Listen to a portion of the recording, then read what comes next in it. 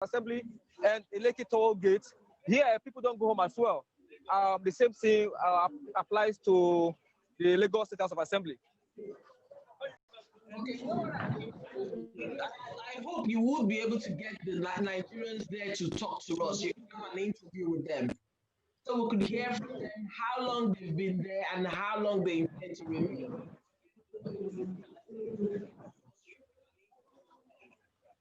Yes, why not? It's possible to get somebody to talk to you. Very possible. But my friends are not here, which means I will have to get somebody and have them to talk because my friend have disappeared into the crowd. Yes, definitely. We would like for those who are embedded right there in the crowd to be there for long so they could talk to us about their experience. The experience or experiences, of course. Of course, of course. So let me get somebody who will talk to you and also share their experience with you. So in the meantime, we can talk to other guests. Let me get somebody. And of course, if you also let us know the celebrities who are present there today. You said? The celebrities who are present at the protest today, and if they have any special... No, yeah, at the moment, no, at the moment, there are no known celebrities here at the moment. There is no celebrity here at the moment, right now. I think, they come here, but it's not always, but they are not here right now. The only one who came has gone. Okay. Who was that? Yes. Okay.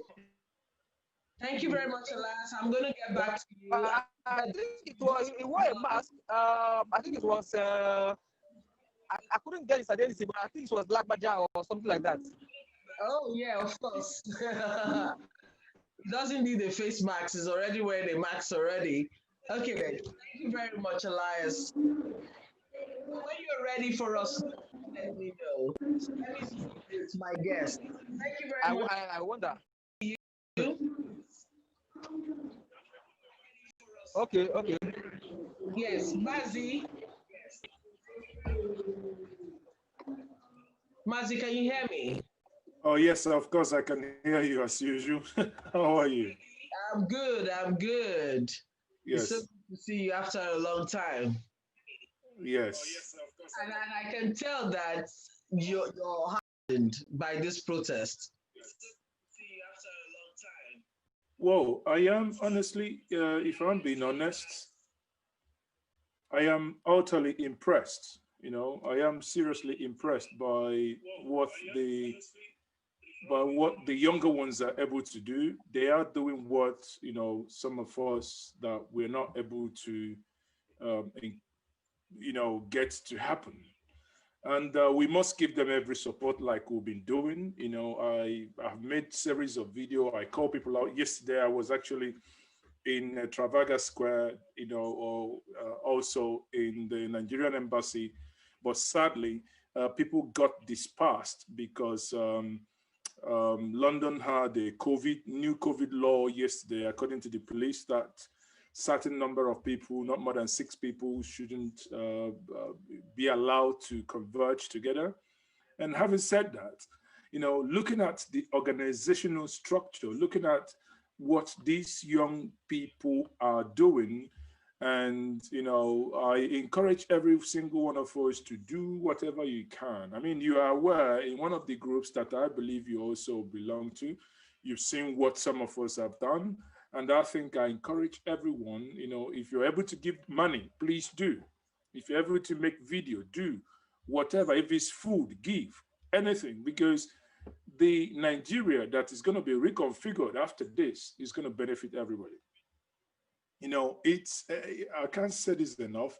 It is for the future of the children unborn. It is for the future of the grandchildren. It is for everyone, because none of us is actually safe.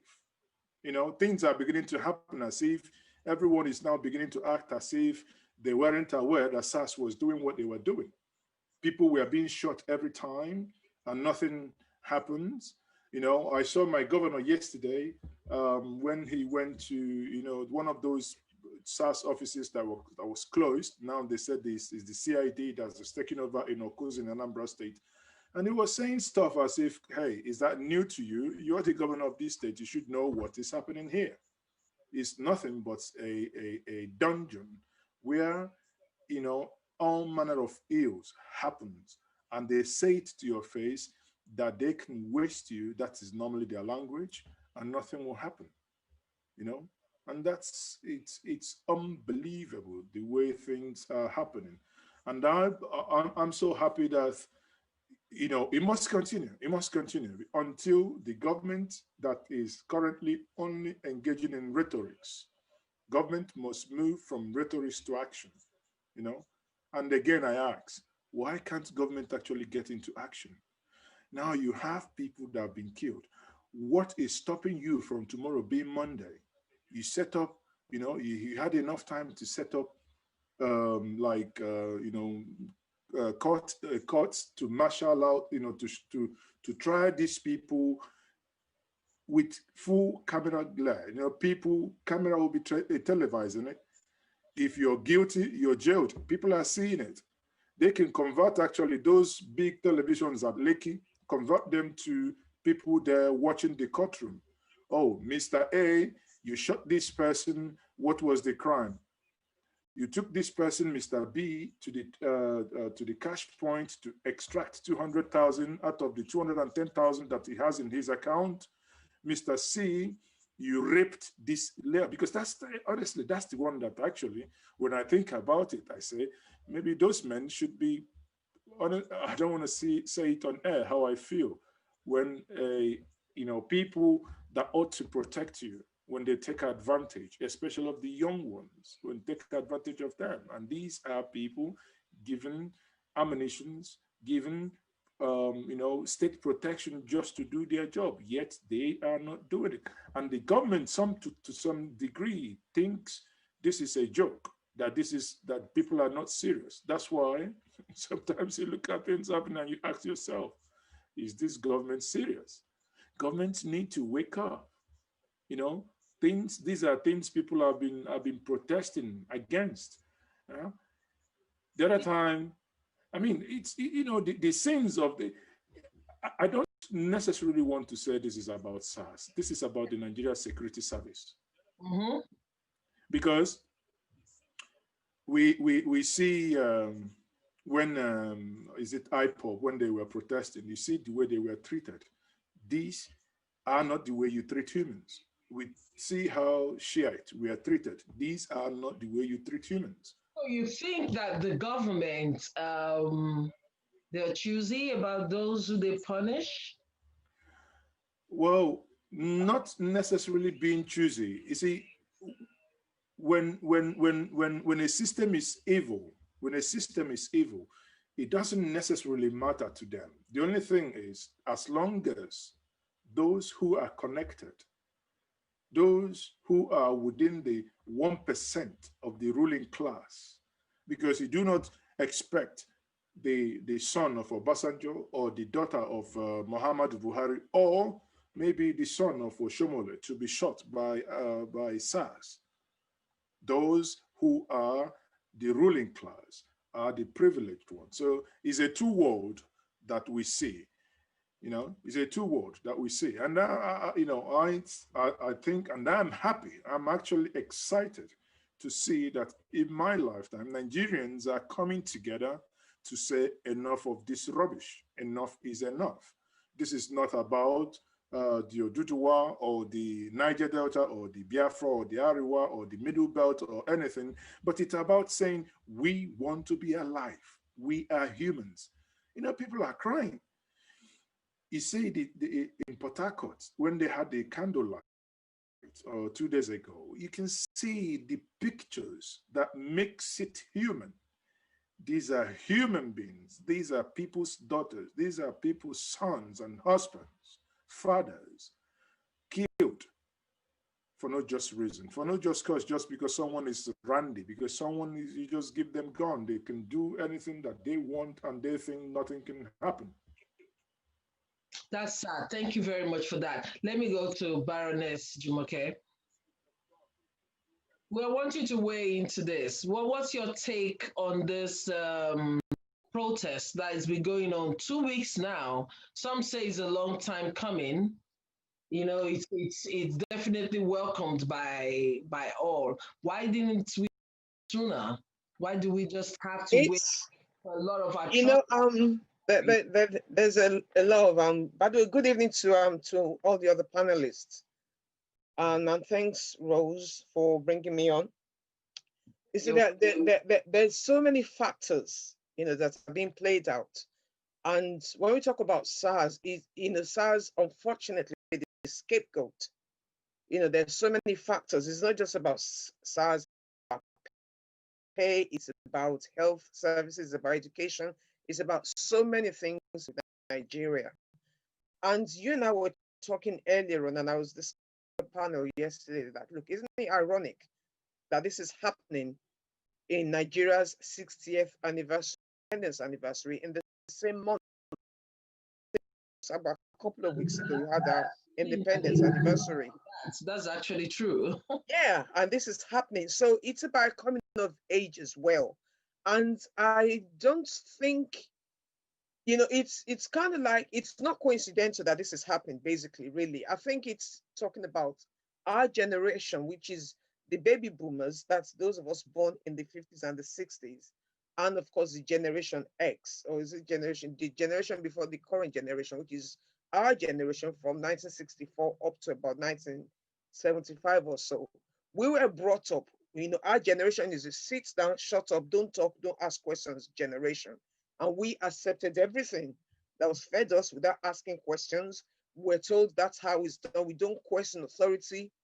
The way we're brought up at home, when your parents speak, you don't ask questions, you don't talk back, you don't look them in the eye, you don't question anything. You just take everything that's put in you and you accept it as the gospel truth.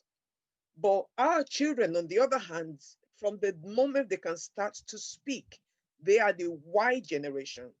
They question everything. You tell them, sit down, why? Don't put your hand in that, why? Don't put the TV on, why? Don't play with that, why? Don't go there. They want to know everything. They want to ask questions. They want to know why this is happening. Why can't I do that? Why can't I say that? Why is it wrong to say that? If you look at some of the things that are coming up, even during this protest, some of them are funny, but they are actually thought-provoking. When you look about the proverbs that we grew up with, the sayings, the African sayings or the Yoruba sayings, for example, there's one that stands out that they've been using so much, and that just kind of like sends the message home. It's a popular saying that what another person can see, or what another person can see sitting down, a child can't see standing up. That was what we believed, and that was true in the olden days. Yeah. But now the children will tell you, really, we don't need to stand up. We just send the drone and we see everything. And they will see it. They will see it. So you can see that their generation, and don't forget, this is the artificial intelligence generation. This is digital generation. They don't rely on common sense or morals or kind of folklore and verbal education anymore. They rely on science. They rely on, this is doable, why aren't you doing it? You can do that. I mean, somebody sent me something earlier on that our generation that can't operate ordinary email, we are trying to give instructions to those ones that will tell Alexa, play that music for me, and Alexa will play without them using a finger. So their generation is totally different. Okay, we are analog, they are digital. Their way of thinking is different. The way they see the world is different. It's kind of like us and our parents as well. So it's a generational thing, and they are creating the country that they want for themselves. The country they met, because our generation didn't really do much. Ours was the disco generation, the Owambe generation, the Aria generation. That was all. We went to school, we went to parties, married, we got jobs. I really don't see much at our generation, those of us in the 50s. what we contributed to Nigeria is really, really minimal. But our parents before us, they built the country the way they wanted it, and they handed it over to us. We accepted it, we didn't change it. But guess what? Our children are saying, yes, it was okay for you, but we don't want it. What do you think would happen? They've made a number of demands and they've been met.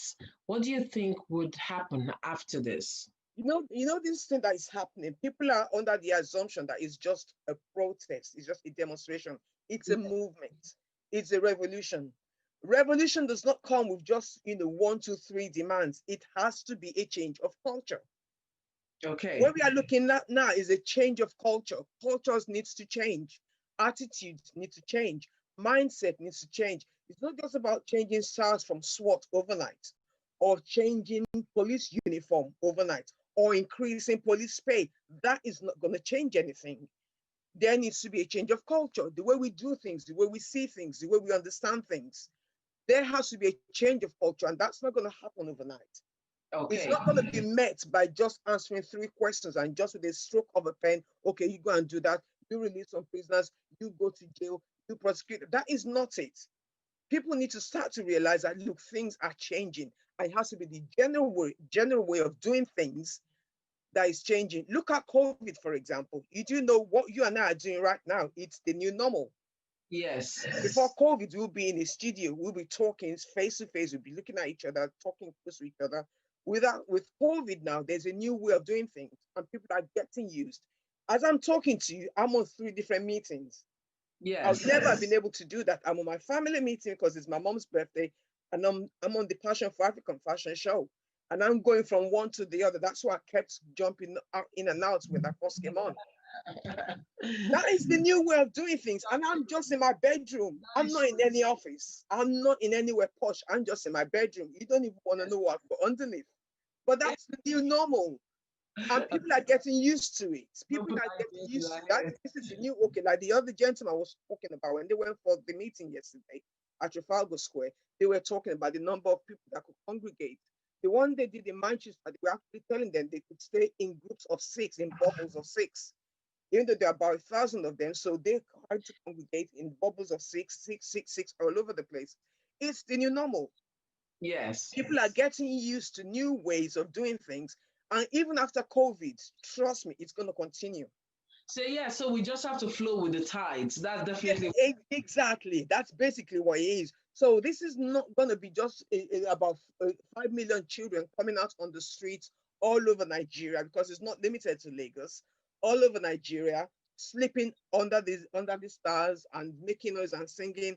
And then somebody's going to say, okay, we've heard you. We are going to act on your demands. You can now go home and be good little children. That is not going to happen. Okay. And if anybody's out there thinking that's the way it's going to be, they've missed it. They've completely missed it.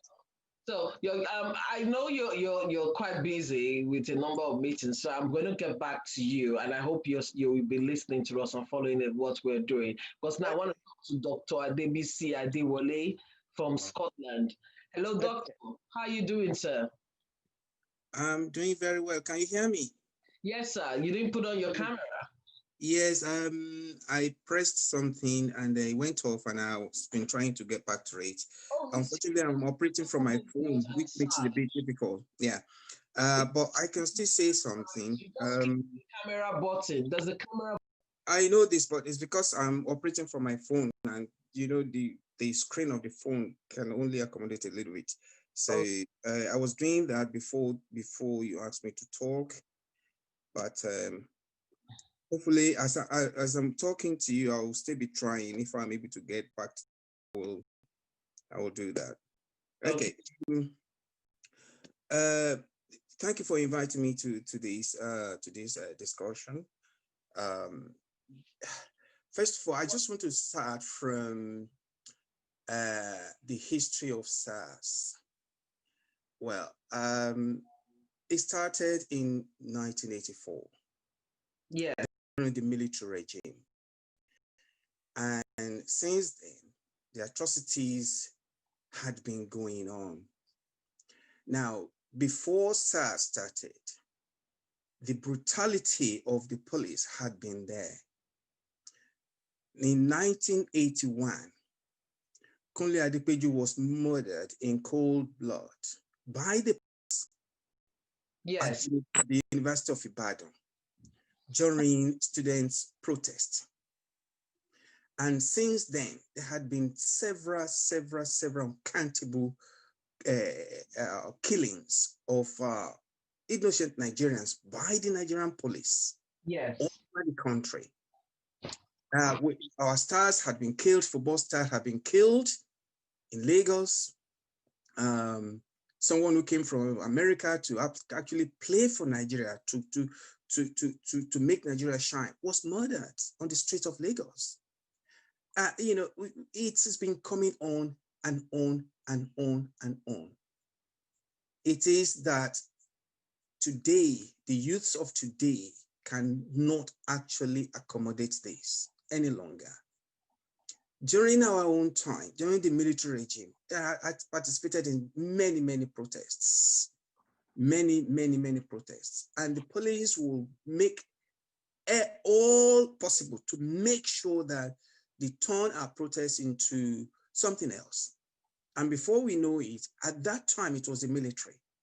You will be ordered to go back home. There was no negotiation. There was never any negotiation during the military regime. They will ask you to go back home. You don't go back home, they will roll out the tanks. I remember Bangida, Abacha regimes, they will roll out the tanks and start killing people. And people will be forced to go back home. People had no voice. People knew what was going on. People didn't want what the government was doing. And people really resented the government vehemently. And they came out several times, many times over the years, but the military would drive them in. So that's the mentality that our politicians actually carried into the civil rule. When Obasanjo came in 1999 or whatever, you know, the same mentality was there throughout his 8 years of ruling. Obasanjo actually ordered a shoot at sight. He gave the police a shoot at sight order at that time. I remember everything very quiet. Some of us still remember these things. He gave a shoot at sight order. That was Obasanjo during civilian regime. So, you know, but these days, these children, they said, no, it is not acceptable, because the internet is there. The world is now a village. They now know what is going on in other countries. They can see how other countries are protesting against the brutality of the police and any government that is in power. They have watched what had been going on in China. They had watched what went on in Egypt. They had watched what went on everywhere in America. Even, you know, during the George Floyd campaign, Black Lives Matter. Yes. They have watched all these things, and these are enough motivations for this youth to come out and stand strongly against what the government is doing, or what the government is not doing. Actually, I should say what the government is not doing. Because action. Yeah, what the government is not doing. The government is not providing them the security. The government is not making the environment conducive for them to even be self-employed. Yes. These youths are not even saying employers. How many people will government employ? But create the environment for us to be self-employed. The environment is not there for years and years and years and years, but up to today. The government is not providing them even their sanity to be able to sit down. Electricity is not there. Water is not there. Good road is not there. You know, they cannot even think and innovate. They were just they're rendered useless in their own country. And the little to actually make a living, these SARS people will accost them and force them to hand over their phones and then take them to their dungeons and torture them. I stand very with the youth of Nigeria on NSAS protest. I have done a hashtag on that, and I've been circulating it for all Nigerians to see. I play with them. And it's not just to redress what is going on now, and actually to recall in the past and to actually let anyone who's going to government in the future know that if they get that are not fail to do. They must not forget the people who voted them in. Look, during election, since 1999, during election, ballot paper, polling booth will get to the remotest village in Nigeria. That is how come development don't get to these villages? How come? They will take their votes and then abandon them. There's no rural development. You know, everything is just year in, year out. So the youth are fed up. And you know what? Any attempt to brutalize them or to force them back into homes will even make the whole thing escalate the more. That is the reason why these youths are saying we have no leader. Yes. We have no leader is to avoid the government chasing whoever they say is the leader. It has happened so many places. It has happened so many places. Look at the East. They recognize a leader, they chase him. Look at the West. They recognize leaders, they chase them. Both political and non-political. You understand? They chase them. So, you know, that is the reason. We have no leader. So who are you going to chase? Just do what we ask you to do. Start doing it. In any situation like this, the first major step for the government to have done is to actually open the gates, dungeons of SARS, where innocent Nigerians and youngs are locked up, and show it on the television. We are releasing them to the society. We are releasing them. Take their names, compensate them for the brutality they have suffered from the hands of the police.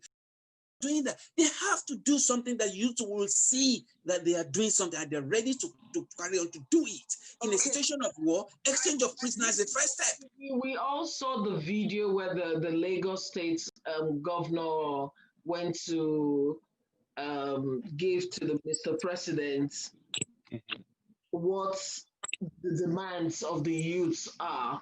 You know what? I appreciate that, and I commend the effort of Lagos, not only the Lagos government alone.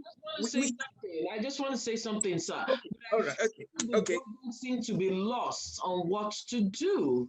Do they really know what to do? How to address this peacefully and not violently the way that we're used to? You know, Can I jump in? Well, what I'm trying to say is that you see, I commend the effort of the Lagos State governor. I commend the effort of other governors who are coming out to identify with these protests. But you know what? That has not gone far enough. This youth, they have not seen anything. Setting up committees, setting up commissions. We have had this many years back. We have been having this every single year, and nothing has been happening. Let the government start to show something physical. All right, Rose, sorry, can I quickly jump in? Release excuse me, can I just make my point finish? Release all the people who are in the dungeon of SARS. Release them to the world. Let the world see that in all the states, in all the police cells. Release them. Let them go free, because most of them are there wrongly. They are locked up wrongly. Okay. And compensate them. That is the starting point. And then we can go into constitutional reform, and then we can, which we know that cannot happen with it. But the release of people who are illegally locked up can be immediate. It can be immediate. That's true. That's true. Thank you, sir. Then we can go to other things that cannot be immediate in the future. Just a minute. Thank you. Richard Jimo, can you come in there, please? Thank you very much, Rose. Thank you so much. Yeah, good evening. I think we can all agree one thing, that what is going on in Nigeria right now is very seismic. Do you understand? I put a post up on my Facebook wall. I said, #Generation Soros. Okay, my own generation, because it was my generation that were in the trenches against the Babangida regime, against the Abacha bullets. It was my generation. Do you understand? and we couldn't do nothing. You know what? You see, honest to God, let us just begin wherever we are, start thanking the power of social media. Just cast your mind back to 1993 for if there's anybody who here who was a student in 1993, who we were all in the Alute struggle then. If we had known that no soldier will shoot a Nigerian with a Nigerian flag in 1993, do you guys think that all of us would not have drenched ourselves in the colors of the Nigerian flag? Yes. Power of the social media right there for you. Now, you see, my generation will forever be indebted to these generations after us. Because for one singular reason, we are the militarized generation. We are the generation that witnessed kill and go. Matter of fact, in our riot in Illinois in 1993, when we were singing, how many people Mopo go kill, the mobile men who were coming to face us then were singing, how many students we go kill, how many students, hey, we go kill them, tire. Do you understand? Nobody told the men who fell, men and women who fell among us fell. Those of us who sustained injury and escape were alive with it. But I tell you, this generation has seen what is happening in the world. This generation does not belong to Nigeria. The youth in Nigeria today are actually not Nigerians. They are citizens of the world. Because guess what? In the palm of their hand for 24 hours, they have the whole world. They know what is going on. I'm telling everyone on this part, forget about NSAS. This is just the lightning of the rod. This is just it. The federal government is promising that enough is enough, that tomorrow they are ready to roll out oh my God, the biggest mistake of their life. Should they decide to confront these children with the military tomorrow, that is the end of the beginning. I kid you not. Should they respond to their own threat, going by saying, oh, they've had almost 2 weeks of this, enough is enough, the protest is turning to something else, therefore we are rolling out our big guns tomorrow, we are getting the military involved. I say to the Nigerian government right now, if anybody has a word, let them speak it into their ears. That would be the end of their beginning. Okay, can I let Mazi? Mazi, can you come in there? Do you think that the federal government will try to use the military might against the youth of Nigeria? I would rather want to think that the federal government is somewhat smarter than that. I agree with Richard Jimo here. If this government wants to basically have it where the movement will move from NSAS to Buhari must go, let them bring in the military. This is not IPOB. This is not Shiite. This is the Nigerian youth, a combination of all forces where they are saying, we want to be alive. We want you to hear us. Just like as my brother before said, there is a reason why they say we have no leader. There is a reason. And let's no one make mistake and think there is no structure here. I mean, it's not by accident that you see there has not been any incident. It's well organized. There is a way funds are channeled. People are making their contributions. They don't just fall from the sky. Now, if government thinks that, oh, we have endured enough, let us roll down the military, I will now ask, how many people would the military kill? And quote me, that will be the downfall and that will be the end of this government. However, if the government wants to get it right, what they will have to do, I repeat, is that the government must now begin to engage seriously with all sense of responsibility. Their engagement up till now, there has not been any sincerity in it. engagement with practical things that every single person will see happening. When you talk about releasing, okay, I'll give you an example. I had someone on my show, a boy in Anambra State killed, Lotanna Okeke, age 20. The mom, this boy was killed 11th of November 2019. Now we are over 11 months. The young man's corpse has not been released. The mom called me about 2 hours ago saying, Mazi, they've called us for negotiation and they're likely to release my son tomorrow being Monday. I felt like crying.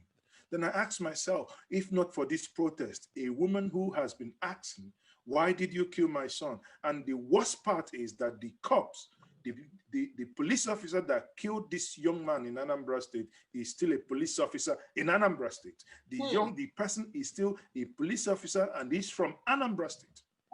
And he's the tides have turned. It's no longer going to be business as usual.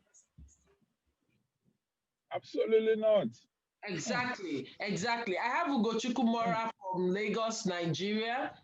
Is the PDP UK Secretary General who just traveled to Nigeria.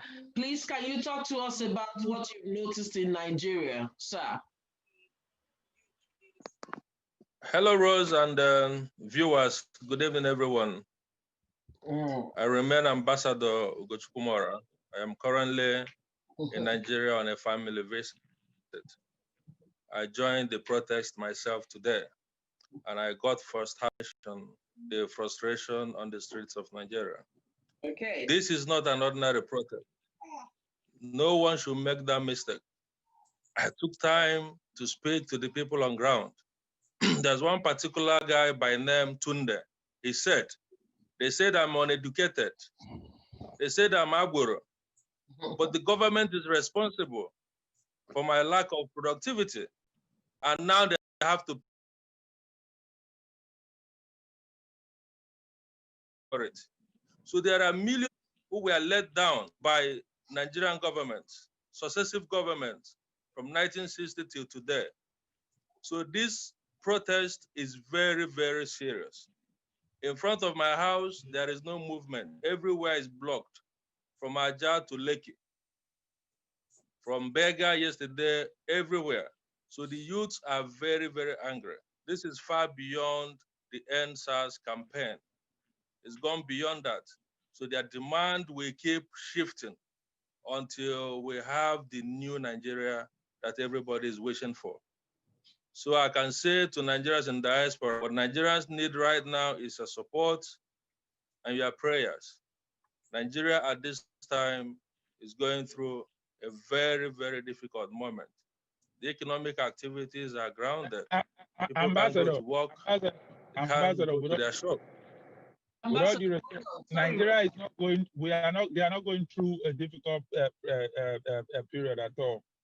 They are going through that period which has been long overdue.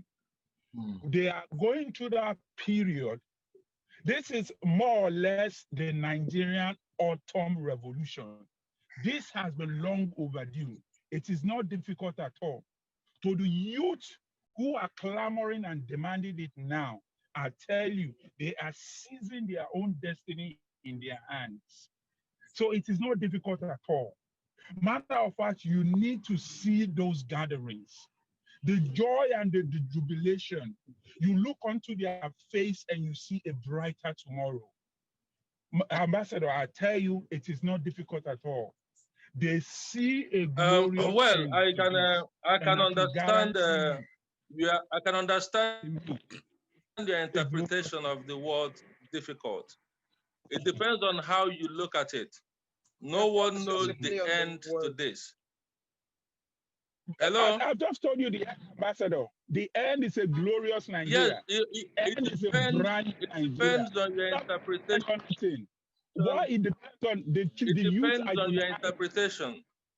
We are all very optimistic that the end of this protest will bring about a new Nigeria.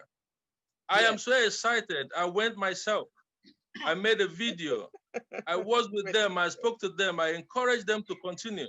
So my wish is that at the end of the day, we are going to have a new Nigeria. But that doesn't take away the fact that this is a difficult moment for Nigeria, because no one knows how it's going to end. No one knows how government will respond. As at yesterday, you could hear the army saying they're starting Operation Crocodile Smile from Tuesday. So no one knows. And these youths are not backing down. The economy of Lagos State is grounding. If you go to, on the day I was coming back from London, I spent about 8 hours just to get to my house in Lekki, not very far from the toll gate. You know, it was blocked completely. So I know the sufferings that people are going through, but they are happy to go through those sufferings. When you block the roads, they don't even come out to fight them. They come out to show solidarity. It means that this is the first time in the history of Nigeria that we found what they call commonality of purpose. No one is seeing themselves as either Yoruba, Igbo, or Hausa. Everyone is lying side by side and saying to the leaders, enough is enough. So it is a unique moment. I've never seen this, and I'm happy it is happening in my lifetime.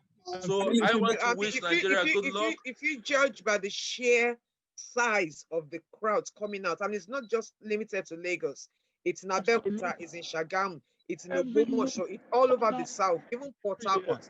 The sheer number, and we haven't seen anything yet, because I will know for now the North doesn't seem to be interested. But as time goes on, they're going to start to see that, look, this thing concerns all of us and everybody's going to benefit from it. So when people are saying things like, okay, they've done it for 10 days, they should, you know, it is not. The army. Let them bring the army and let this thing end. Okay.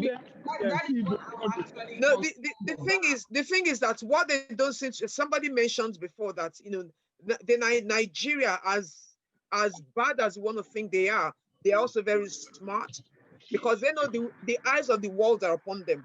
The United States might be a bit distracted at the moment because of their elections, and of course the UK has their Brexit and then COVID and everything, but they are watchers. There are people watching very, very keenly what's happening in Nigeria at the moment. It might seem everybody's quiet, but they are actually watching. And Amnesty International has started to mark up tweets on Twitter. If you're on Twitter, Amnesty International is taking notice. They are following tweets, they are following postings, they are following what people are saying, they are following the trend. So the moment there is, it's not going to, and I think it was Mazia or somebody that said that the moment they bring out the tanks, that'll be the end of this government. That's going to be a Gaddafi point. I just want to throw in a point here that it will be a mistake for us to be calling for the intervention of the army. We had done that before in Nigeria, and it has resulted in catastrophe. There is no way that the army can rule a country successfully. The best military regime, excuse me. Okay, all right. Can I just finish my point, please? Can I just finish my point? The best military regime is worse than the worst civilian regime. In the military, during the military, I just told the history of the time of the military. When my generation were protesting, the tanks were rolled out. We were killed in hundreds and nothing happened. That was the military. The military. In the military, if it was a military regime, youth dare not come out this way. They will not allow them. The democracy is yielding result because people are now able to talk. People are now able to speak. People are now able to demand. In the military regime, it will not happen. Okay. With all due respect, Hello. Elias is in for us.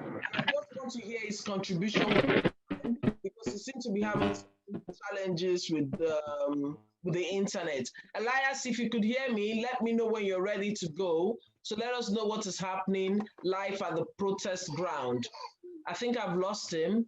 I would need to come back in. So Bazi, can I let me please assuage the mind of my good friend Adebisi Adewale. You know, I don't think any of us here made mention of bringing in the military. We didn't. and don't misquote anyone. What has happened is that someone said, if you read the statement of Buratai, where he was saying that if need be, the military could move in to clear the protesters. And I said, that will be the greatest mistake and that will be the beginning of the end. That the moment the protesters, you see, there are three things I will tell us for free. The moment the military gets involved in this, the dynamics changes. The world will begin to, now what you see is celebrities talking. The world will begin to talk. Secondly, when we talk about the military intervention, I mean, it is laughable. Again, I said, this is not sectional. This is not Shiite. This is not IPOB. This is not whatever you might think that is happening. This is about the youth. These are people, if you look at them, well-spoken, these are people who have probably studied abroad. And they've, you know, someone driving his mom or his dad's car, you get stopped. The next thing, you get your leg shot. One of them that was, you know, I think a video that was trending this morning, a young man who got married saying one of the leg is cut and said, this is my leg. I was shot 2 days after my wedding. I mean, that's heartbreaking. That's these things happened during the time of Ali Must Go. This is a new generation. Like my good sister Baroness said, a generation that can come in. My daughter, every morning before she goes to school, she takes the iPad and says, hey Siri, what's the weather today? Me, I'm struggling to just get my phone and look at the phone to know what the weather is like. And this young girl is saying, hey Siri, what's the weather like today? And Siri will just talk to her. Oh, the weather here is going to be blah, blah, blah. The generation is not the same. These are generation that, you know, they know Amazon Echo. They just Amazon Echo, play me, buy me a river, whatever. Echo just, boom, everything goes on. You see, the only thing we have to do is to calm down and understand their mentality. To do it by force, you have to, is a thin line. You have to break it. And if you break it, now, another angle to it is, sadly, I hear some of my northern brothers and friends saying, oh, is a plan to remove Buhari. I said, listen, this protest has nothing, absolute nothing to do with Buhari. But if he wants to make that mistake, to make it his own, good luck to him. This protest could have happened, be it a good local, be it a Yaradua, be it Obasanjo, with this level of madness, brutality happening under the Nigerian security, not only SARS, I repeat, not only SARS. It happens with the army, it happens with the mobile police. I mean, count it. Even myself speaking to you, I've been stopped between LL and Port Harcourt, asking me to buy petrol for them. When you left your office, didn't you know you're going to buy petrol? I mean, this is entire madness. Madness everywhere. Every moment I stop, my young son in the back asked me, Daddy, why must you always give them money? I said, well, there is something I can't explain to you, but you want to get to your destination. Because if not, you can stay there, argue from today to tomorrow. They must always find a thing to stop you there. But if they are being jovial and funny, you can actually crack jokes and go away with 100 naira. And that means you're paying your way to stay alive. You and I are doing it, yet now we have these young children saying enough is enough. We want to stay alive. It's not too much to ask. They actually asking the basic thing. None of these children, I say it, I grew up during the time that in Enugu, I am from the eastern part of Nigeria, that when you come to Enugu, you open up the tap, you have water gushing out with smelling chloride. Today, you open up the same tap, you have nothing. Every person is drilling borehole like mad people.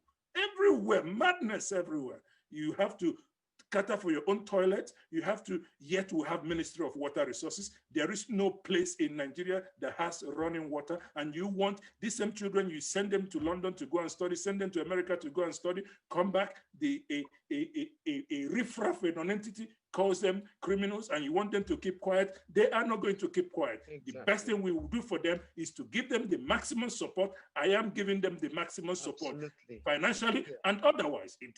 If the security agency don't like it, look at my face.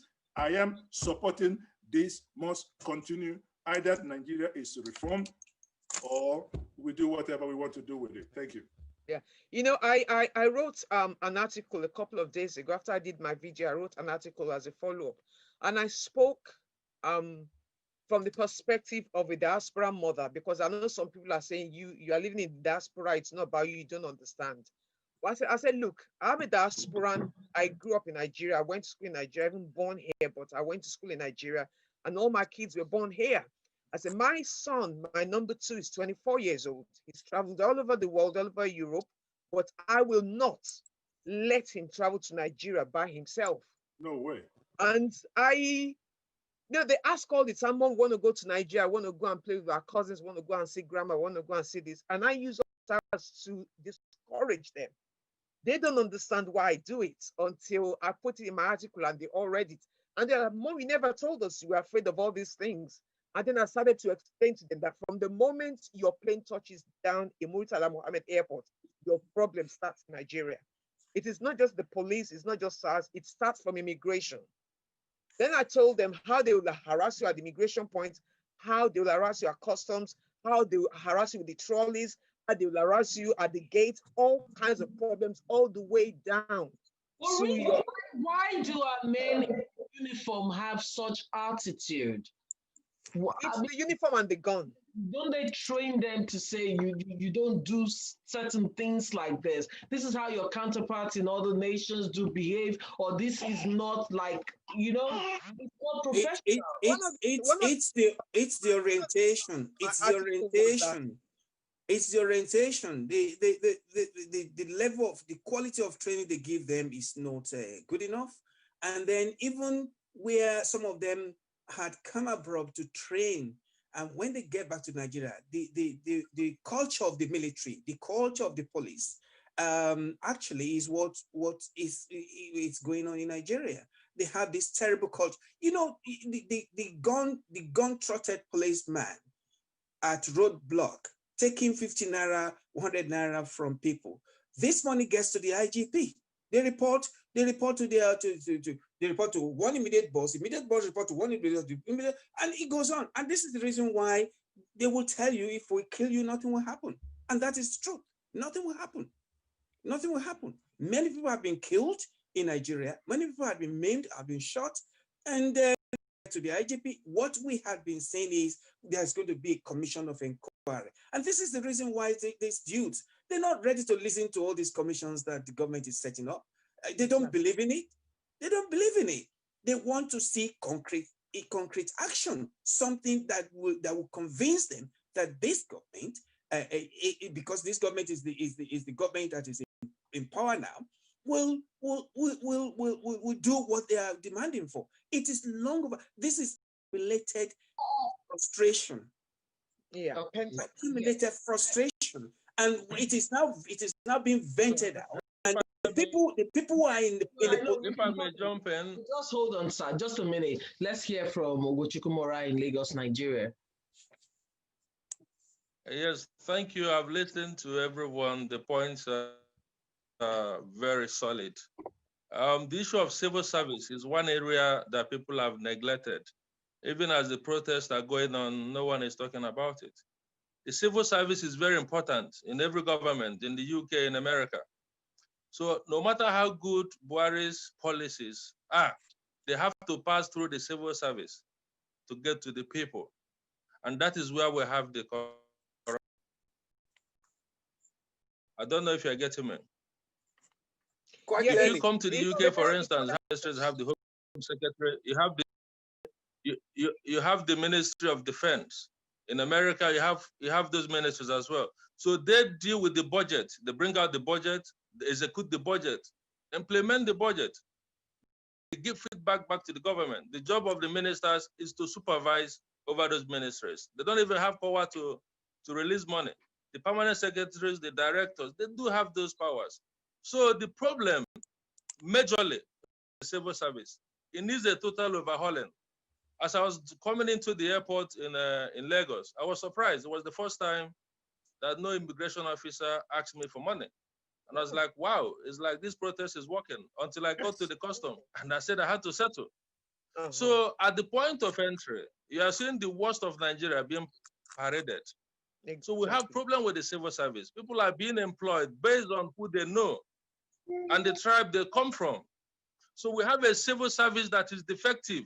So even if you bring the Obama of today to come and work for Nigeria, the policies might not go down well because we have so much corruption within the civil service. Okay, thank you very much for that. And that is why, can I just quickly say, that is why I said in the beginning, that is a cultural thing, it's a mindset.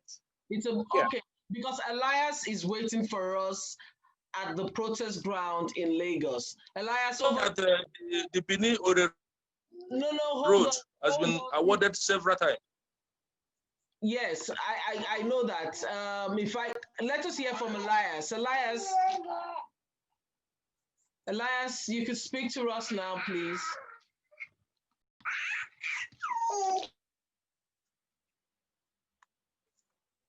Elias, can you hear me? The network seems to be really bad back there.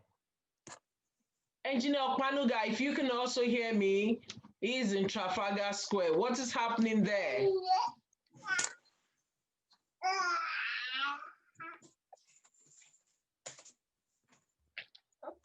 I think the baby wants to say something also.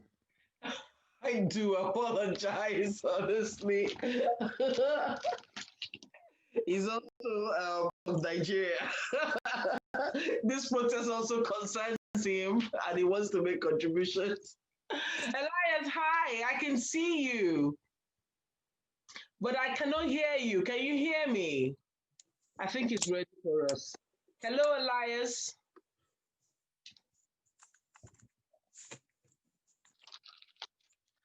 Oh my goodness, the network is really bad. Elias, can you hear me? Hello, I can see you, I can hear you.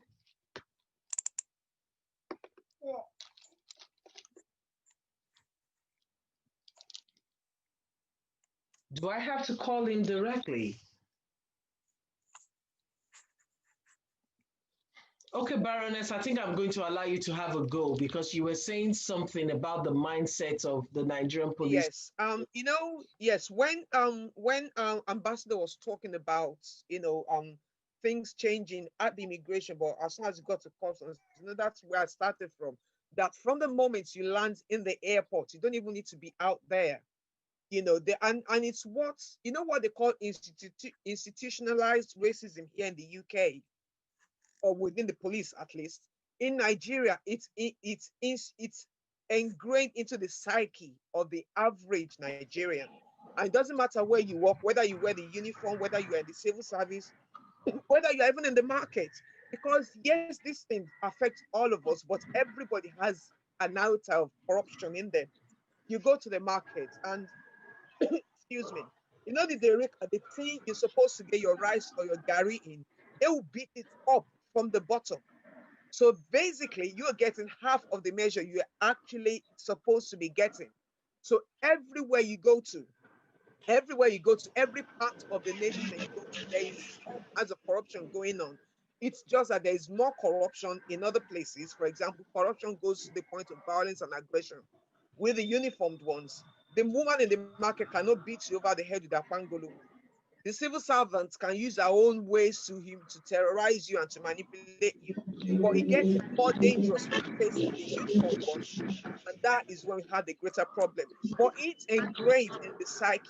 And when we look at the other day, we were on a panel like this, Rose. The other day, we're talking about Nollywood, the Roman scam artists in Nollywood. That is another root of the kind of culture we have in Nigeria, brought out by poverty, and poverty brought on by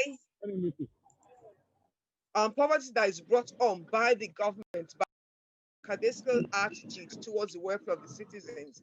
People go to university, people have a master's degree even, but they can't get jobs. They end up in Nollywood, and Nollywood doesn't pay. We all know that Nollywood doesn't pay.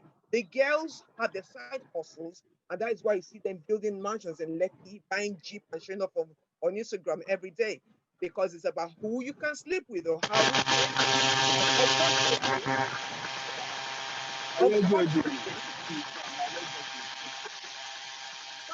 Unfortunately, the guys don't have the same luxury of sleeping with women. Women want to sleep with men that will give them money. So that is why you have guys doing Yahoo, Yahoo. That's why you have them doing love scam. They are products of the community, of the society they've grown up in. I'm not excusing them, but you can understand how people end up. Ritualists, for example, they want to be rich. They want money. They want to spend money on women. They want to spend money on their parents. Their mother falls sick. They go to hospitals to get their treatment. People are frustrated, and frustration leads them into these areas, this crime, life of crime, and all that.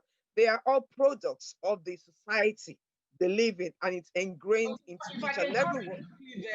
If I can come in quickly, I listened to an interview Yabo Ojo granted the BBC, and she said that a lot of people do think that all the female actresses are, messing around to make ends meet, and that she does a business, and a number of them do, but she also knows that a number of them do get engaged in such dirty activities, but not everyone. So I just want to point out that it's not all of them.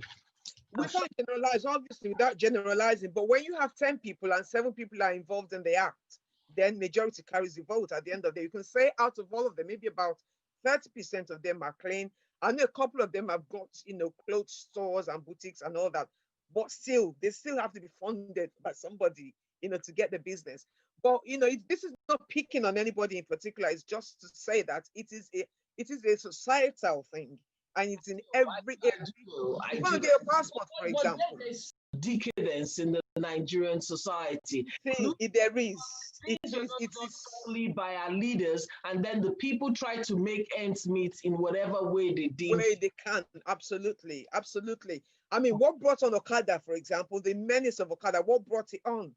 Because people couldn't get jobs. And when you see graduates running Okada or Keke Napep to make ends meet, sometimes it's embarrassing, really, when you enter onto in a Keke Napep. I've never been on one. I haven't been to Nigeria in a very long time. But a lot of them are university graduates. And it's so embarrassing that such a blessed country, with such a huge amount of educated people, their people are reduced to such menial activities. It's bad enough that we have to, because, face it or not, you and I are here because of our country. I was born here, but I would have preferred to live in Nigeria and continue living in Nigeria. But you and I that ended up as diasporans only did so because our country was not sustainable for us, for our development. There are about 2 million, arguably, give or take a few 100,000, 2 million Nigerians in the UK alone. In all the other parts of the world that you never even expect to see Nigerians. And then it starts to move to the other side, to the United States, to Canada. Nigerians are dispersed everywhere. It's not because we're not like that we don't have our own country. But if Nigeria was such a wonderful place that it could be, that I could thrive in it, you could thrive in it, you could have your business, you could have your job, you have your salary, you come back, you switch on the light will come on, and then your phone will work, and then water, you can go and have the bath. People, I remember when my brother came to UK for the first time. I just want to quickly make this point, and I'll go off. My brother came to the United Kingdom for the first time in 2012 or something. And I noticed he kept going to my freezer.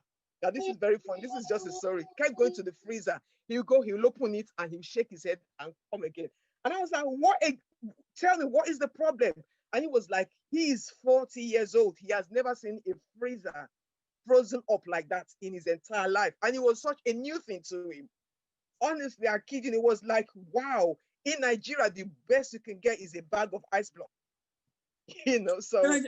Can I just say this, Rose? Why is it that we are on this debate today? It is because youth of Nigeria are actually out. They are calling a final end to SARS. Thereby, we have harsh end SARS. Why are they calling Nigerian SARS to end? It's because of the brutality of the police and the assumptions that any youth they see on the street with a phone is a fraudster. any youth they see driving a big nice car. Can I ask you to hold that thought for me? I think Elias was joining me. I've lost him again. Please, can you go ahead? You mean for me? Yes. So it is because they assume that all youngsters riding nice cars are fraudsters. Why am I saying this? With due respect to co-discussants who just spoke about the stars, we need to be very careful not to stereotype a particular group for perpetrating kind of societal ills to make ends meet. That would be really derogatory to that group, and we need to be really very careful for any legal things that might follow if any one of them is listening. Although no particular name has been mentioned, but the convener of this particular thing can be taken up. No, I don't think there's anything wrong in mentioning industries and how they have been affected. We need to be careful about how we stereotype. It's about mentioning reality of Nigeria. Yeah, that's just my advice. So I just give that advice. I'm not part of that stereotype anyway. That's what I need to say. Thank you. Okay then. Okay, that's fine. Elias, can you hear me? Hello, Elias. But you know, I'm a bit worried that the youths are saying that they do not have a leader. Is that right? Is that okay? Can they function properly like that? At least someone would say, let's go here today, let's go there tomorrow. But saying that there's no leader. Rose, they do have leader. Sorry. Yes, Rose, I think it is a strategy. Yeah, exactly. Yes. See, you know, the youths, I think we, you know, when we talk about, you know, these people, we think they are not, they are some, sorry, but they appear to be smarter than us. Yeah. They've actually studied what happened to us. Yeah, sure. You know, remember when during the Goodluck Jonathan time, there was a time people protested. 1 The million next thing march. you will hear, PUC, oh, they've gone, they've negotiated, that's it. Oh, they'll call off, like Ojota, when we had the Ojota protest. Suddenly, oh, we've called off with TUC, NLC, blah, blah, blah, they've negotiated, that's it. You can go home. Yes. You come there the next day because the so-called leaders have said they've negotiated on your behalf without asking you, then quote me again, I'm saying it on this platform. You will see when the time is ripe. There will be a negotiation that would be beamed on the screens and everybody will agree. There will be a negotiation that will be on Twitter and everybody will agree. We run polls now. We run polls saying, okay, do you agree on this? Everyone, it will be transparent that Nigerian government will be shocked. I say it, listen, from what I've seen so far, maybe I'm too optimistic, but it's very likely that this is going to be the last analog presidency we will have.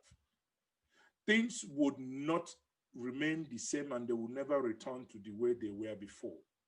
Because, I mean, you know, you look at it, they say they don't have leaders. It's a strategy because imagine for 1 second, oh, Rose is their leader.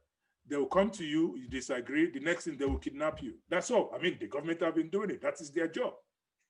Like someone said before, if you look at the IPOB, oh, who is their leader? Nnamdi Kanu, boom, go to his house, match him, destroy everything. He runs away. The followers in disarray. Then it comes to the sheikh, what's it called? Al-Zazaki, who is their leader? He's the leader of Islamic Movement of Nigeria. Boom, take him, pluck off his eye, put him in jail. No one hears about him. Everything is in disarray. Now everyone is a leader. Let them come and arrest everyone. Now, there's one thing I forgot to say before. Over the last week, government toyed with, you know, shutting down the internet. I laughed my head off. I said, it's like the issue of the military, just trying to say, okay, military driving your tank, go and stop this madness happening. Now that's going to backfire. The same thing is, if the government ever conceives that idea to shut down the internet, they will wake up the lions that are still sleeping. There are so many youths that are actually doing maybe some petty job, doing web design, developers. By the time you told them to close their laptop, you now have. I actually, this is going on live on Facebook, and then I got comments, people saying, Rose, you have to move to talk line or something. She said because they intend to shut down Facebook, that the government of Nigeria intends to shut down Facebook. Don't worry, let them see. See, there are things. I'm actually, there are things that should get us excited. I say, if they are mumu rich like this, let them shut it down. That's all I can say. How can they do it? Only thing, it's actually idiotic and silly. Sorry, but that's the only thing they can do. What will you do? You shut down the Facebook application only in Nigeria. What does VPN do? We go to Dubai. If you go to Dubai, on my normal phone, I cannot access my WhatsApp. I can't make video calls. I can't make, but yet I'm in Dubai and I can make calls. What does VPN do? You have free VPNs. You have the ones I do. I use the one, I use a paid version. People stay in United Kingdom. People stay in Nigeria and they watch Netflix America. They watch Showbox in America. You think, how does it happen? Come on now.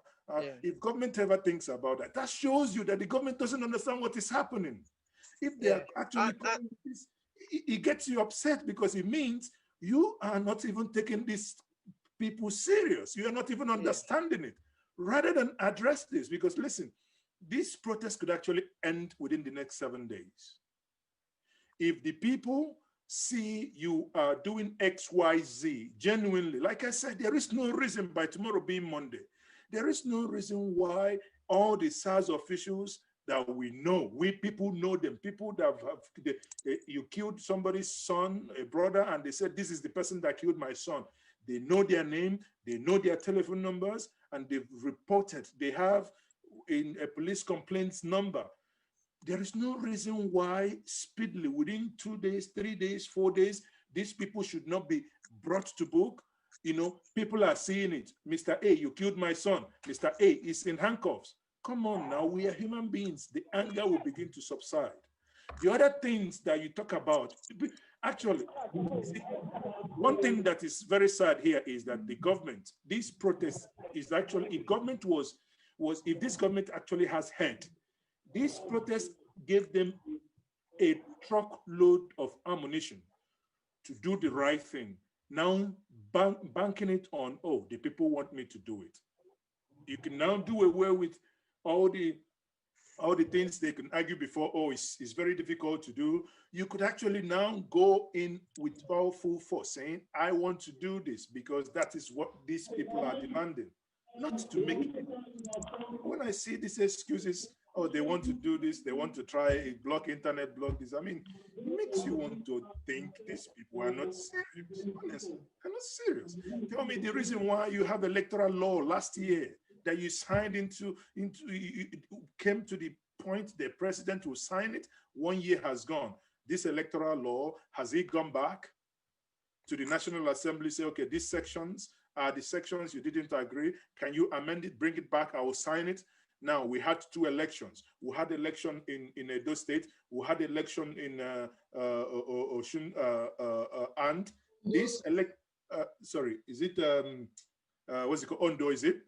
Yes. We had election in Edo and Ondo, and these 2 states, you could have tried the new electoral law if you were serious. But my concluding thoughts here, let the politicians take this for granted. Yes. All those old cargoes. Sorry, this progress, your empires have come to an end, and your empires are now crumbling. Let Mazi finish. We're going to come to you. Let him go on down.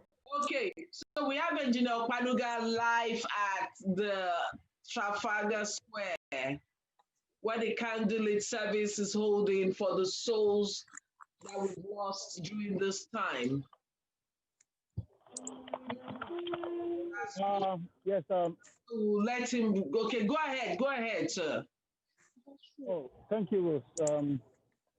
We just finished the prayer session at the Nigerian Embassy, and we moved straight down to the Trafalgar Square, and where we have very large turnout with over 3,000 people.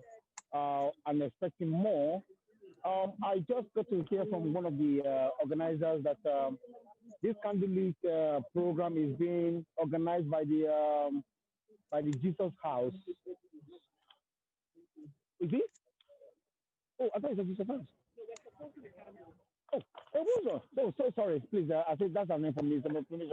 Um, it's actually they are supporting the Jesus House is supporting the candlelit, just like everyone else coming here, gathering together to support the candlelit program. It's about Nigeria.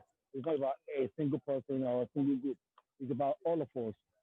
As you can see, everybody holding their candle and lighting it up and gathering. More and more people are gathering. You can see the extension. This is a serious matter. Never have I ever seen in the since I've been living in this country, seeing Nigerians really fully gathered together like this. It shows that there is a message the people are trying to send to Nigeria that, especially to the government, that things are no longer business as usual. And this is something that is going on and is going to extend to different aspects and different facets of people's demands.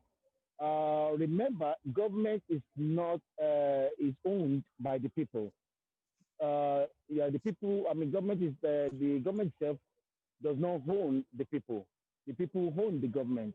So we cannot allow and continuously allow only few group of people because of money and ammunition they put in the hands of their cohorts and so on to continue to undermine the integrity of a sovereign nation, undermine the integrity of over 180 million Nigerians. So we have to take this back. We have to occupy Nigeria. We have to occupy the embassy. We have to make sure all around the world we are showing solidarity with the young people. It is they began this thing. We the older ones have been clamoring for it, but they are now helping us because we are losing strength. They are building strength to say that, look, we have to end this special, what do you call it? Special what? Special, what do you call them? Anti-robbery squad. That's what they tag them. But that is exactly not what they're doing. They are actually being a special group of people to go and kill, maim, destroy the fabrics of a varied community and a group of people. We can hear from the Nigeria section that some people from the north have been sponsoring some gangs to go and to roll out by tomorrow or day after tomorrow to go and show solidarity for Buhari. Nobody is saying that Buhari should go yet. He might get to that level. We never said it yet. It's not in that level yet because he hasn't shown that he's killing people or he wants to kill more people. Yeah. So as it is now, we just continue to observe what's going on in Nigeria and following it up, making sure we are keeping every record in our database of what's going on in Nigeria at the moment. Back to you at the studio. Okay, so Engineer Kwanga, I would love for you if you can go around and let us see the faces because it's not just Nigerians who are there. We're actually seeing faces of Nigerians. Other people from other nationalities are also present in this hallowed space. Okay, this is my national. The national anthem. Should we just wait for the national anthem to go? Yes, please. Let's observe the national anthem. Yeah. So long, love spread our faith, darling, for our shall never be in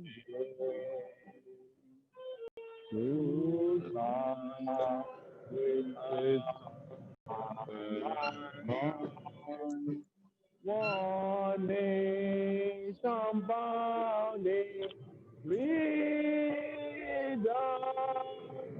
is our unity.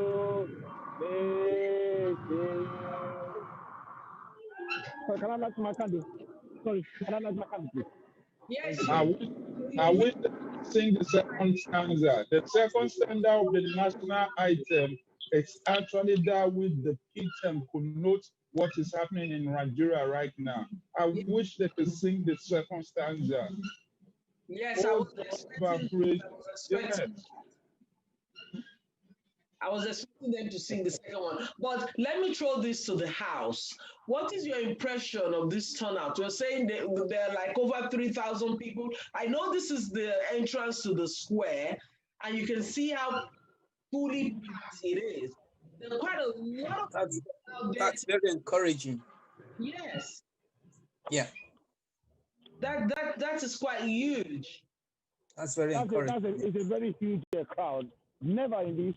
Rose, can you please help us to spotlight permanently the camera that is on the Trafalgar Square? Maybe if you spotlight that, then you know, we can still be having the conversation while the camera is on there. Oh, okay. No, it doesn't matter now. The camera is gone off. Sorry about that. You can put it back on. I think you want to be properly positioned so we can have and it. I just want spontaneous one. Yes. I want to believe that this is very spontaneous, the gathering at Trafalgar Square today. And I want to believe.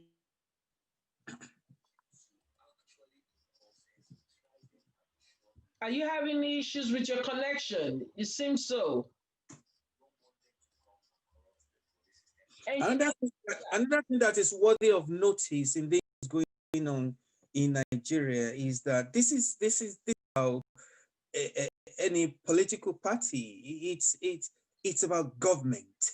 You know, governors from APC states, governors from PDP states, they're all coming out to support this project, this NSAS project. So they don't have options. This is about the people of Nigeria. This is about, you know, what the sufferings Nigeria.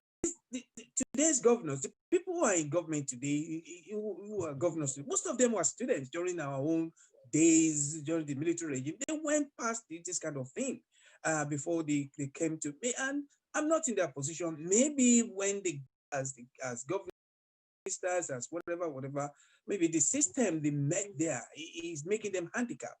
But I expected them to have been very strongly outspoken to be able to change the system, but they have not been able to change the system, and that's the reason for this. If they cannot do it, the youths coming behind them will do it. They will do it, and this is what is just going on, and this will yield a positive result at the end, I believe. Okay. Oh, sorry about that. I was just speaking to him on the phone so that he could go around so we can really have a feel of the atmosphere back there. And I guess, Mazi, you also suggested that. You spotlight him, yes. Exactly. You could go around. You're still you're still at the entrance of the square. If he can go to if he can go towards the National Gallery, and maybe he can get a better view, because that is an elevated section. And that's or the British Museum stuff. Exactly. On the stairs of the British COVID-19 rules, you could actually see that there are really quite a number of people. It's actually a large turnout. Amazing turnout. Yes, you know, it's like a carnival here. I think these guys are the carnival. So you know what? Yesterday, saying that, oh, this protest in Nigeria, this gathering of people, they are going against COVID regulations. That's absolutely nonsense. Federal when they were have just conducted 2 state gubernatorial elections and everything. They never thought of that. Only for when the youths are demanding that the youth are standing up for an idea, for the movement which is time has come. They're coming under the pretext of, oh, it goes against COVID regulation. Therefore, they will have to disperse them by force if need be. I hope everyone has seen a video of one a dishonorable ambassador of Kumasi or whatever himself, that he's going to go by the tenets of Vladimir Putin, who says a necessary force. Why you were off? You see, that is. Yeah, I want you guys to tell me what you think about it. Why would he come on to say that and feel you? That's what he actually used. No, you know what? Let me tell you what they do. You see, they throw all these snippets out. They throw it out. They try and catch people's mind with it, thinking that it was the previous generations, our generation. So that when they throw all this people will sit up and think twice and say, have you heard what the government is insinuating? They're going to roll out the tanks. The military are going to come out to. You hear, I'm a Yoruba man. You hear mothers will be saying, have you heard what? Have you heard? They don't come out the following day. This is what they do. This is their modus operandi. We know them. But I'm telling you, because these children who are out there now, this militarized generation, do you understand? This war WWW generation, people who see their mates, they see their mates in the street. They see their mates in the streets of India. These people who are trying for this thing and achieving these goals, they are not better than us. They don't have two heads better than us. Why must we go to? I just saw a caption now saying that why NSAS was continued. That forget that a minister of aviation in Nigeria actually made a logo for $600,000. You know what logo? That logo of Nigeria Air. The logo alone. Do you understand? This is an idea of time has come. This is the beginning. Now, there will be a such things would end, and of course the outrageous, humongous salaries of the National Assembly. And I think everyone, every member, even those of them who make us feel they have good intentions, I would say shame on them all. So much money, and every child goes to bed. There are families who are home, people back here who are trying to help, families for as little as 150,000 naira. This is sad. Just seem not to care. Absolutely. Again, this is my opinion. It is a slap on the face. Protest out there when they say that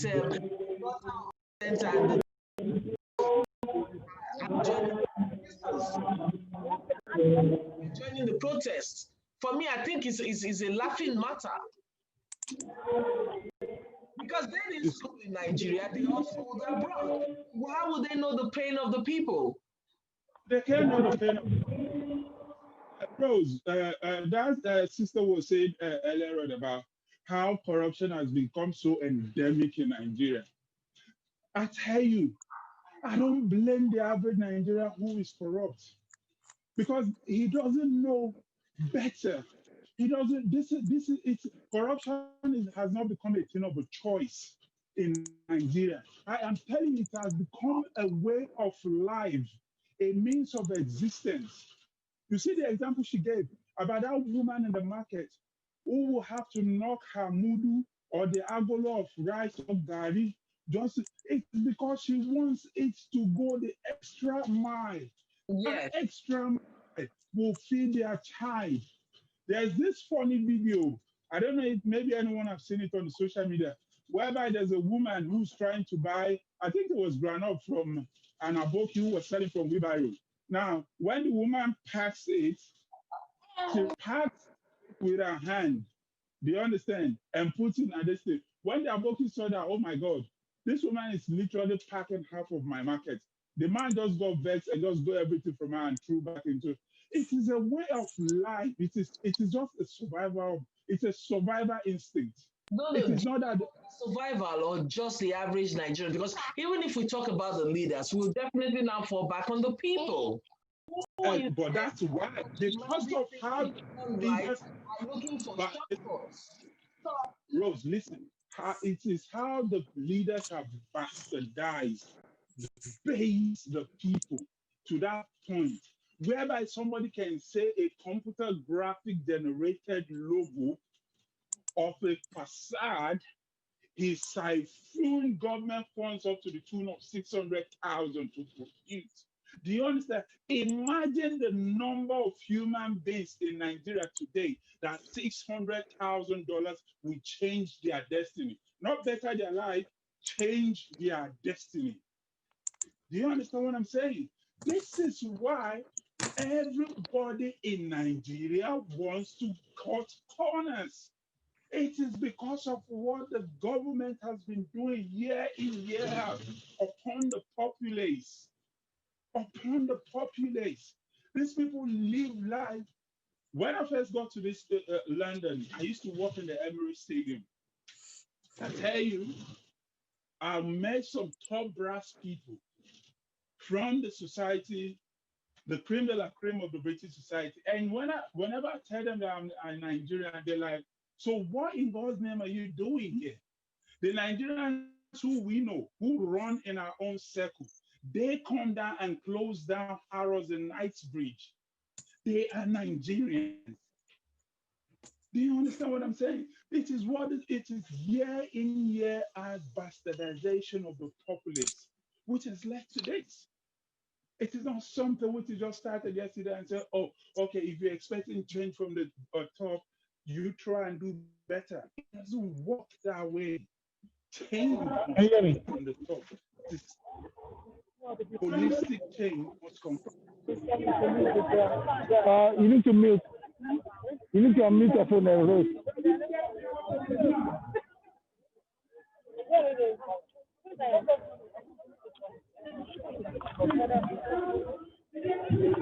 Hello. Rose, you need to unmute.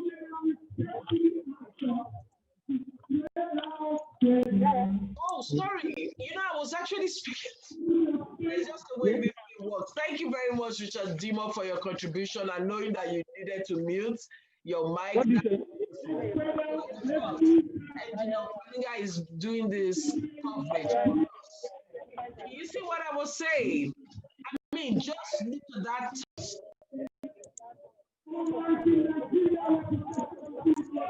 On this end, I do not think the COVID rules is being observed. Let you know how pained Nigerians are. People are actually observing the COVID-19. They are actually observing it. The organizers continuously remind people about the COVID-19. But the crowd is quite large, no doubt. Like I said, this is over 3,000 people by my own estimation. And I believe the crowd is growing. It's growing even up to the other side where you have the lions from the building. It's going towards our end now. So it tells you that people are really united in spirit about this situation. So it's no longer about it's Nigeria problem. It's not my problem. I live in UK. It's now everybody in across the world.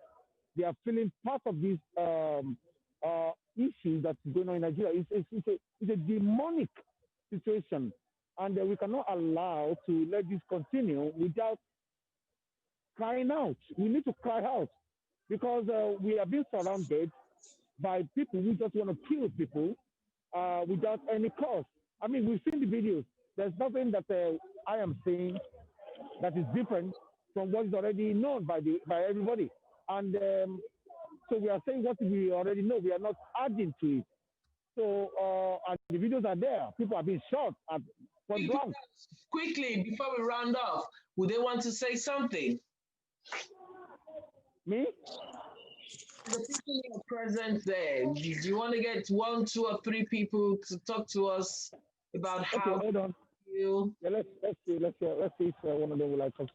So, would anybody would like to talk to us on the live? This is going to the whole of Nigeria across the world. This is the live broadcast. Will anybody want to contribute to Nigerian thing? Yeah, okay. Oh, yes. Oh, sorry.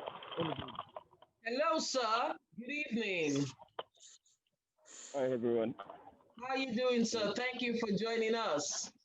Thank you for having us. This is a protest that's dear to my heart a lot, and I feel like this is the time we need to stand up and really say enough is enough. We've had it, and for so many years, for 60 odd years, and it's the time to put an end to it. So at the moment, I'm just doing the best I can do. This is as much as I can do. I can't be there with you guys in physically, but I'm there in spirit with you.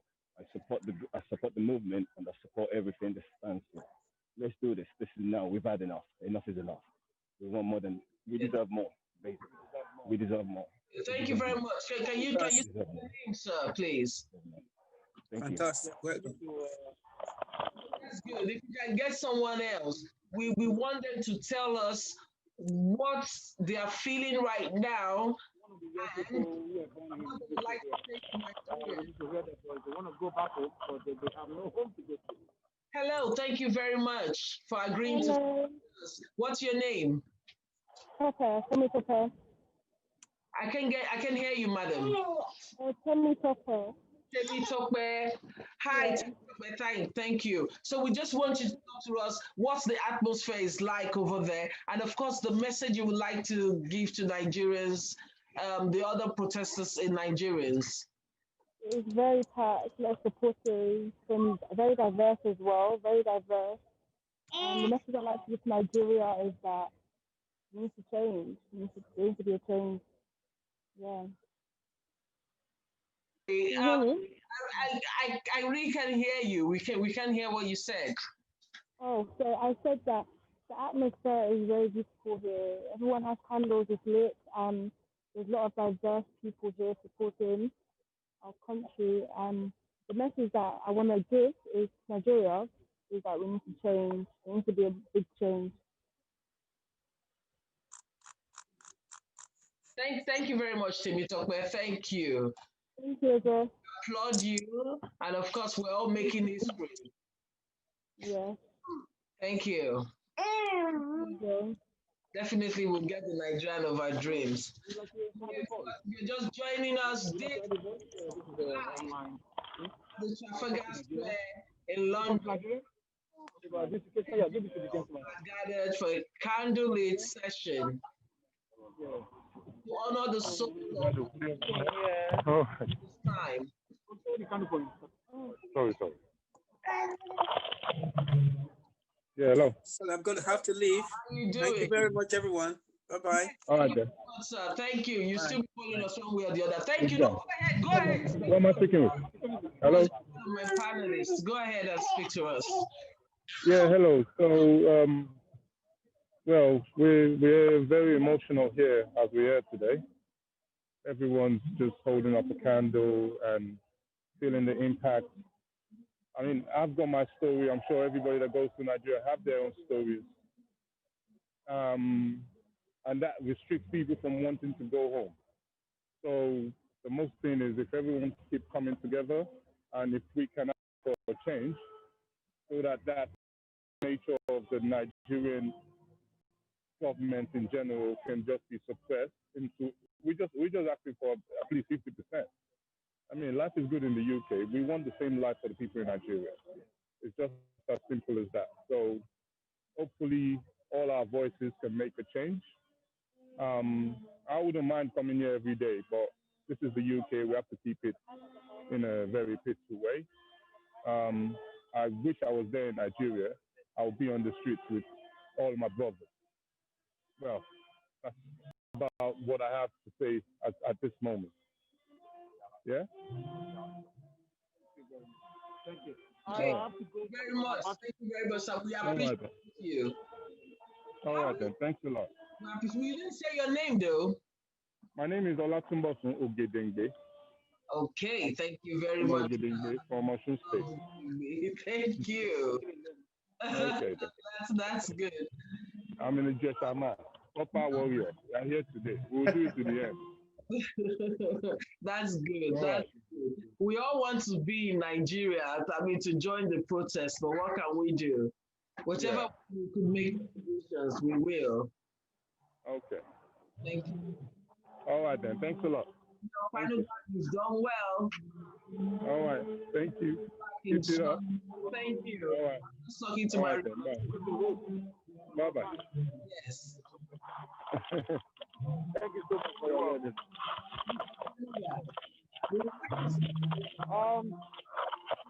I need to go now. Just in the studio. We see you. Why you give? Yeah, my battery is going dead.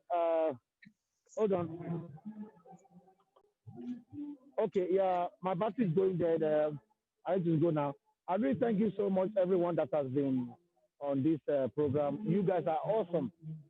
We need to continue to send the voice down. Yes. Even if we are not down in Nigeria, we have to make sure we are constantly involved through our contacts, through Facebook or any media, to ensure that we are in consonance, in solidarity with the youth back there, because we need to occupy the space, the web space, to let the world see that, because the more people that are there talking about Nigeria, the more they are hearing in all the big places across the world.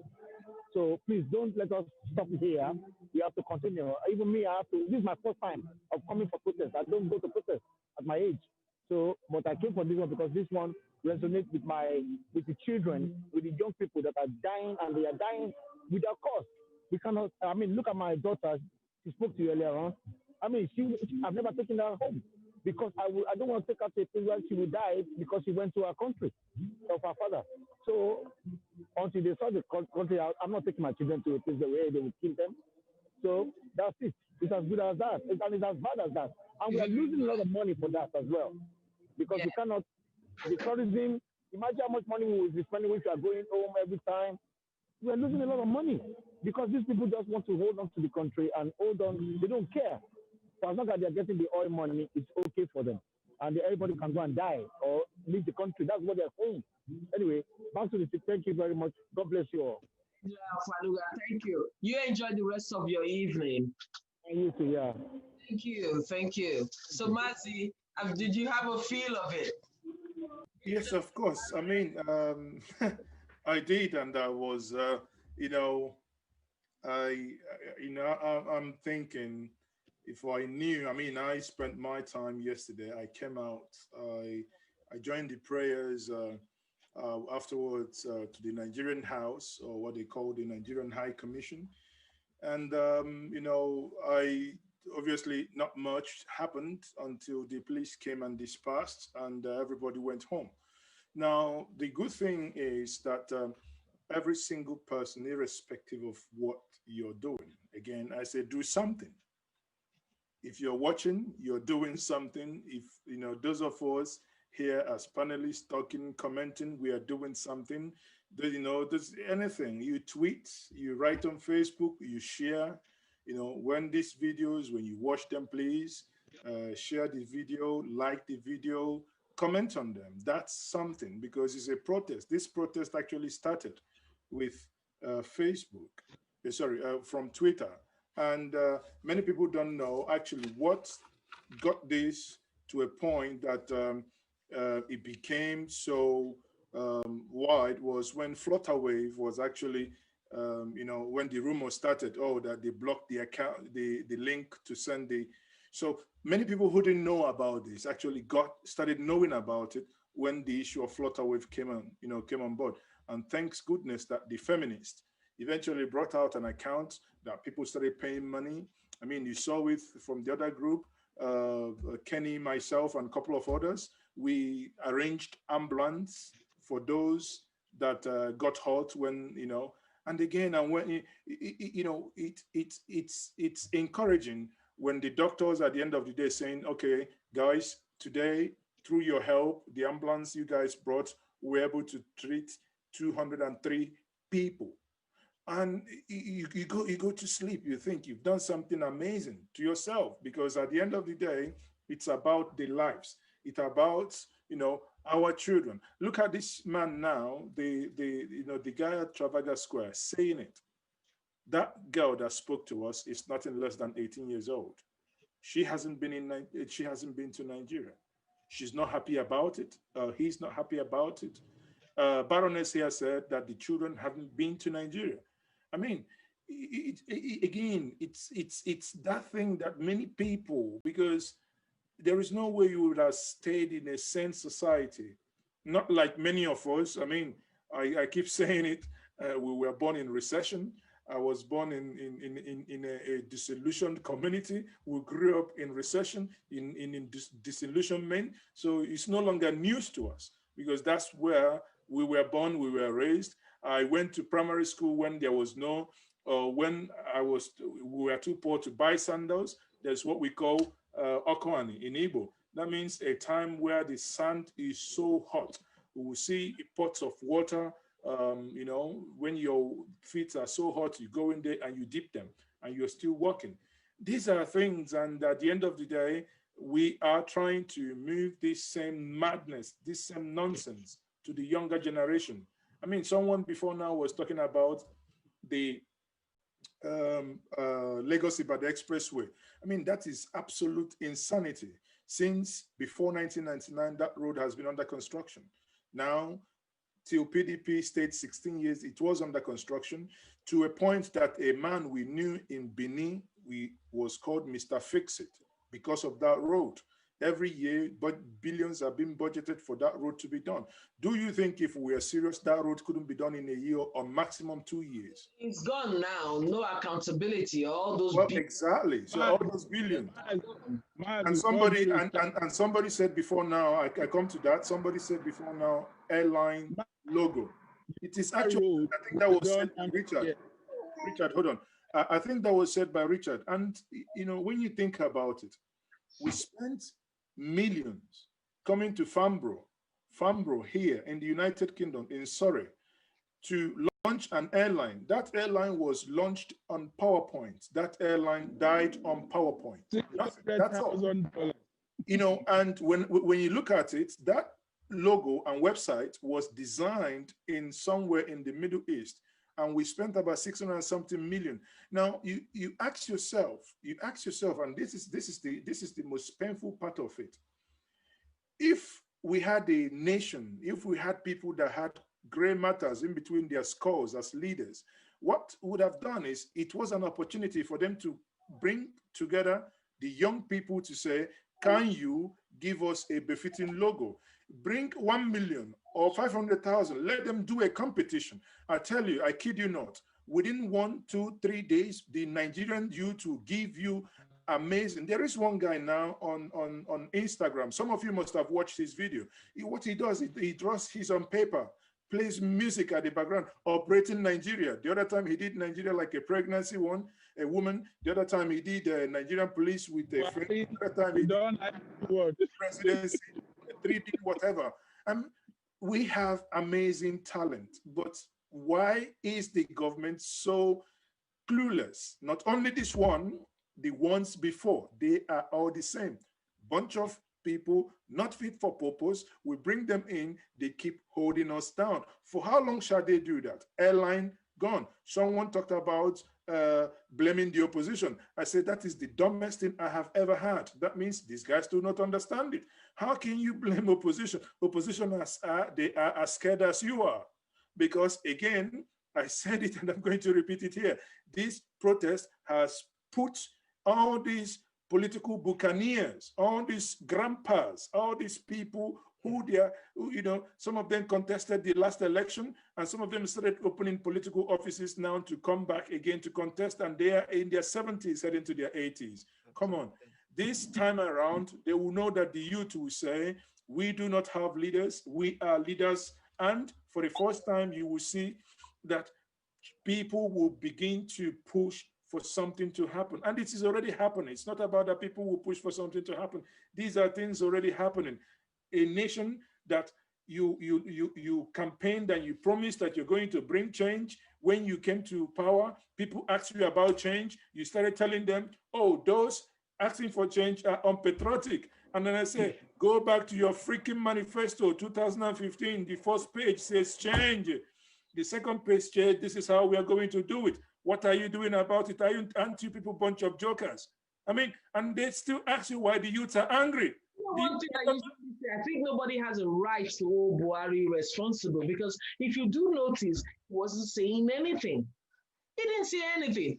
Tinubu and the likes were doing all the talks for him. His power media in the West was doing all the talks for him. In Lagos, all the media houses. Rose, I would disagree with you. Rose, I would disagree with you. This is scam. When hold on, when someone says, "Oh, it was APC that said it," the Buhari didn't say it. I say, "Come on now, we are smarter than this." Listen. You are going to tell me, oh, Mazi will say, okay, I want to marry a young lady, and I'm cutting this lady, and you there saying it in my hearing in the campaign that I am. Look at Mazi, okay, he has 20 Rolls Royces, he has 2 private jets, and so what? And I'm keeping quiet. That means I'm a scammer. I'm trying to scam the lady. That's what it is. Yet, okay, he didn't, granted he didn't say those ones. What of the one he said? Exactly. What of the one he said? He told us that subsidy was a scam, but this is the same man that paid subsidy for 5 good years. The same scam, the same thing you said with your mouth, that was scam. You, by his mouth, he said he was going to sell off that Jonathan had 11 presidential fleet, that he was going to sell it off. And what happened? How many has he sold? Come on. Matt, can I come at this point? Come in, please. Even though he promised selling off, will it surprise you? No. Let me use the Nigerian balance. Let me shock you. Do you know he's actually added to the fleets? Off the mic. No, this is Soros. Second time. Mazi, you off the mic.